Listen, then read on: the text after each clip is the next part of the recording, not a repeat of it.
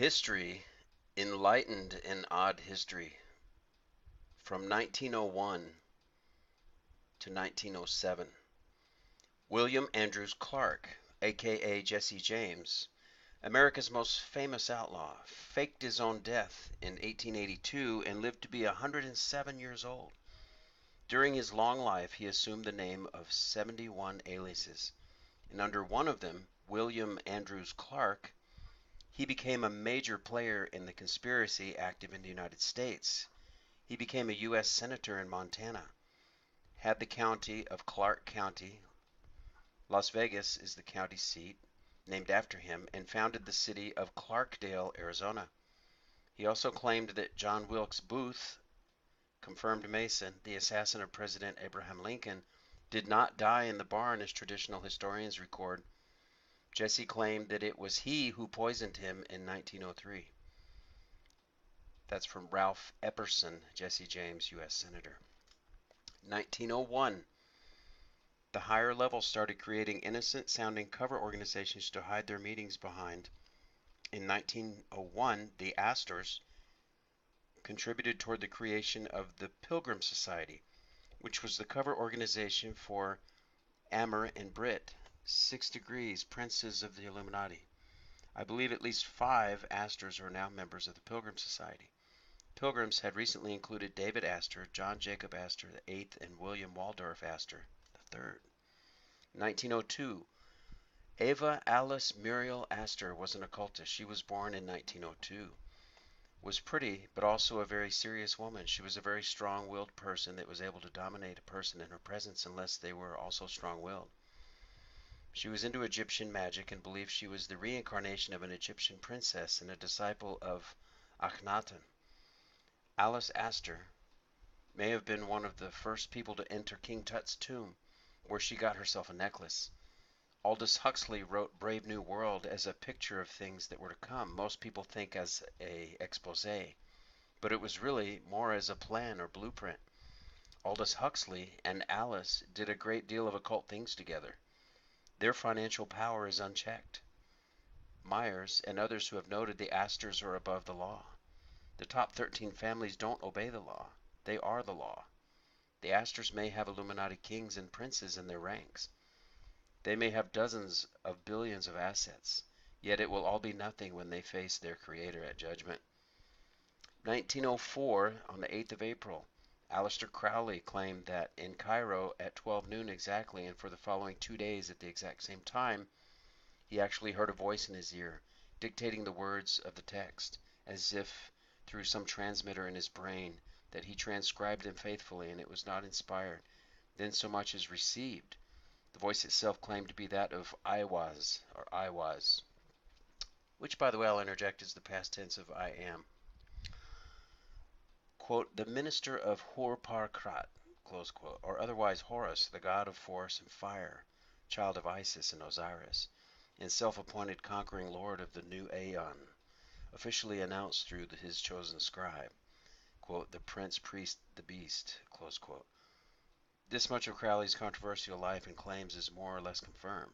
It is, as promised, to be found there in the writings themselves, the proof, as it were, in the pudding. Anyone who has read the work and suffering the resulting conflicting feelings of admiration and disgust will not doubt that there is something about the Little Red Book that puts it in a class all its own. 1906.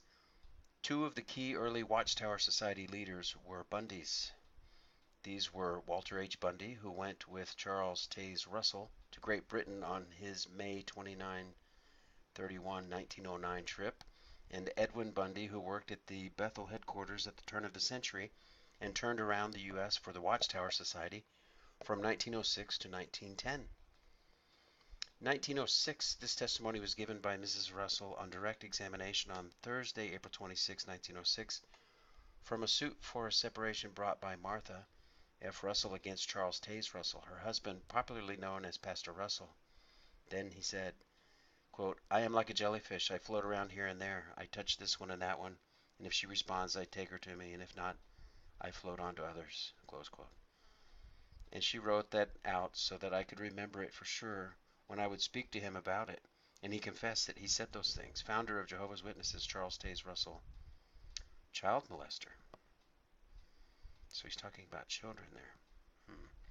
1906, the Panama Canal is constructed by the Lesseps. According to St. Simon's article for the New World Order, the Panama Canal was owned and operated by the United States government until the Panama Canal Treaties, ratified in 1977 and 78, provided for its operation by a Panama Canal Commission until December 31st of 1999, year 2000. On that date, Panama will assume full responsibility for its management, operation, and maintenance.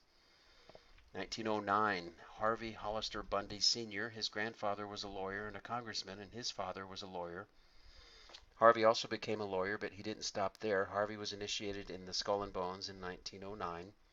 Harvey had 5 children.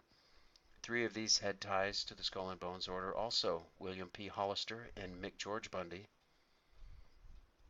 born on March 30th, 1919. 1909, Monty Collins was state superintendent of schools in Georgia. He went to Bob Jones College sometime after 1938. He was a Freemason, a Grand Master of the Georgia Grand Lodge of Odd Fellows, associated editor of the Georgia Odd Fellows News, and if my source is correct, editor of Atlanta's Masonic Magazine. He was in Eastern Star and a number of other affiliated Masonic groups. He lived at the Capitol building at the state capitol in Georgia. He was a pastor, ordained in 1909 of Friendship Baptist Church for his lifetime. 1909, Edward S. Van Duyn was a prominent surgeon who was born in Syracuse, New York. He went to Princeton University and then got his MD at Syracuse University in 1897. From 1909 until 1950, he was a surgeon. During the ghastly World War I, he was in the U.S. Army Medical Corps in France, first as a major and then as a lieutenant colonel. Edward S. Van Duyn attended the Unitarian Church during his life, a church which has long been associated with Wicca. He also associated with the liberal Presbyterians. Did not know that. Unitarian Wicca. 1910, Coleman DuPont went in business with President Taft's brother, Charles P. Taft, member of Skull and Bones, in 1910 to build McAlpin Hotel in New York City. Taft's other brother, Horace Taft, was a member of the Order of Skull and Bones. In fact, the Taft family, which dates back to the early days of Braintree, Massachusetts, helped start Skull and Bones Order, and at least 8 of Taft's have been in the order. This was the first of a series of luxury hotels. Coleman bought New York Equitable Life Assurance Society, which was America's largest insurance company. New York Equitable Life Assurance Company undoubtedly brought Coleman in touch with other Illuminati elite. He belonged to the Rittenhouse in Philadelphia. He was the director of a number of things, including the Union National Bank in Wilmington and the president of Central Coal and Iron Company, along with a few other coal and iron companies. T. Coleman has been mentioned already in connection to the DuPont gunpowder business, which he ran for a number of years as head honcho. During World War I, the DuPonts made a mint. The company had $9 million surplus in its treasury. The result was that DuPont absorbed General Motors. DuPont also went into the chemical business. The American government had seized the German Dye Trust, and the DuPonts were given their patents. The DuPonts began to build a great chemical empire on the synthetic, such as shatterproof glass, paints, rayon, nylon, dyes, photographic film, rubber, chemicals, drugs, etc. Only the Dow Chemical Company is any competition with the DuPont chemical operation. Alfred Victor DuPont, Alfred's son, served only as a private in the Marines in World War I and was on board several ships. And yet, for some reason, then World War II broke out. He was made a consultant to the Joint Chiefs of Staff from 1943 to 1945. He was an Episcopalian. 1910, the muscle and bone branches. I might mention, folks, I was on an airplane and I met this woman. She must have been in her early 80s. She was a DuPont. She was in New Jersey and she was going up. She was flying coach in the back of the plane with me. I was flying from Philadelphia to, I believe, New York or Dallas. I can't remember.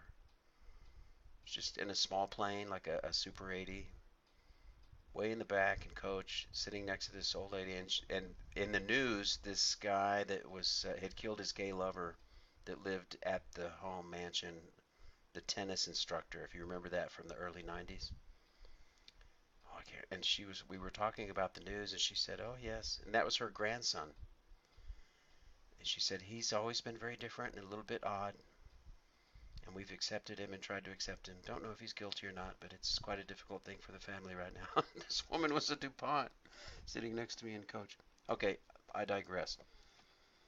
1910, the muscle and bone branches of the Illuminati reconfigured themselves with the creation of the Round Table groups.